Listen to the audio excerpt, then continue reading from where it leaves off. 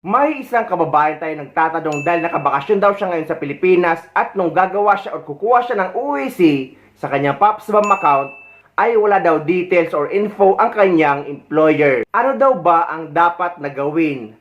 Actually guys, ito ang madalas na problema ng mga OFW. Dahil ang alam ng karamihan or ang akala ng karamihan ay pwede kang gumawa ng panibagong account gamit ang ibang email address. Hindi guys, hindi pwedeng gumawa ng multiple account sa PopsBank account dahil nga no record found ang lalabas. Dapat na i-login nyo para makakuha kayo ng UEC exemption ay yung email address na una nyong ginawa or unang ginamit sa pagkuha ng UEC nyo.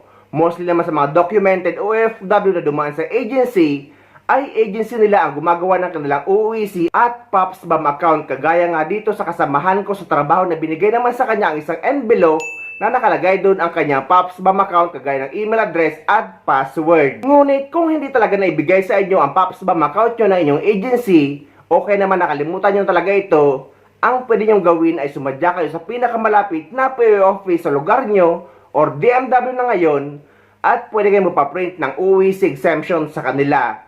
At pwede nyo rin iparetrieve ang inyong PopsBank account na sila lang ang makakakita sa system or sa DMW system kahit nakalimutan nyo na ito. Sa mga nakakapag-login naman sa kanilang PopsBank account at okay naman ang record pero walang idea kung paano kumuha ng UEC exemption at babalik pa rin sa parehong employer, eto guys ang step-by-step guide kung paano kumuha ng UEC exemption online. Para naman sa pagkuha ng UEC exemption para sa mga OFW balik manggagawa, meaning yung mga dati ng OFW or documented OFW na babalik sa parehong employer, parehong job site at parehong position. Pwede na kayo kumuha ng UEC exemption online at ituturo ko sa inyo ang step-by-step guide. So after nyo makapag-login sa inyong PopsBank account, ay dyan kayo sa baba at i-click nyo yung balik manggagawa. At lalabas ito. Dito makikita nyo passport data available at pag-ibig data available. Kung wala naman kayong pag-ibig guys, i-proceed nyo lang yan dahil kahit wala kayong pag-ibig ay pwede kayo makapag-proceed.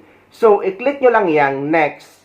Dahil ang importante dyan ay ang passport nyo na dapat available ang passport information nyo. And after nyo maklik ang next, lalabas or bubungad ito. Karamihan sa mga OFW ay kinakabahan kapag nakikita to. Makikita nyo na contract do not have deployment details. So, wag kayong kakabahan dyan guys. I-click nyo lang yang close. So, dito ilalagay nyo na ang flight date nyo, yung flight nyo pabalik sa ibang bansa. Hindi yung flight pa uwi sa Pilipinas.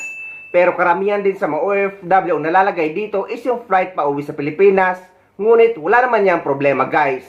Dahil ang importante naman dyan is yung validity ng UEC nyo. As long as valid yung UEC nyo sa araw ng flight nyo pabalik sa ibang bansa, ay wala naman din problema yan. Kung mapaaga man ang expiration ng UEC nyo bago pa man ang flight nyo pabalik sa ibang bansa, ay kailangan nyo lang naman mag-acquire or mag-reacquire or kumuha na panibagong UEC gamit ang PopsBank account nyo after na ma-expire ang una nyong UEC na hawak nyo. So after yung malagay yung flight date nyo, ay i-click nyo na yung next at lalabas na ito. Dito naman guys, ay puro yes lang ang ilalagay nyo dahil nga babalik kayo sa parehong employer, same job site at same position.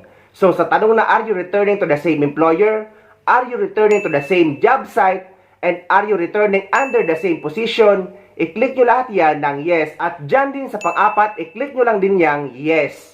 Sa mga nagtatanong paano naman daw kung nag-change or nabago or nadagdagan ang kanilang salary, kailan pa din daw ba magpa-verify ng kontrata? Ang sagot guys, kung salary lang naman ang nadagdagan at hindi naman nabago ang position, ay pwede pa rin kayo makapag-acquire ng UEC exemption. Pero kung nabago ang position nyo at salary nyo, ay required na ang panibagong Polo verified contract. Dahil nga, may tanong dito sa PopsBank kung are you returning to the same position.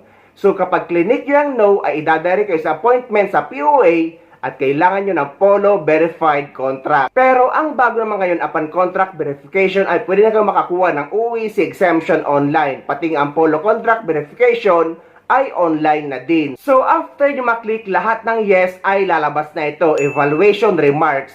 At sa taas makikita nyo dyan ang view UEC, yung kulay pula. I-click nyo yan. At dito i-click nyo yung open.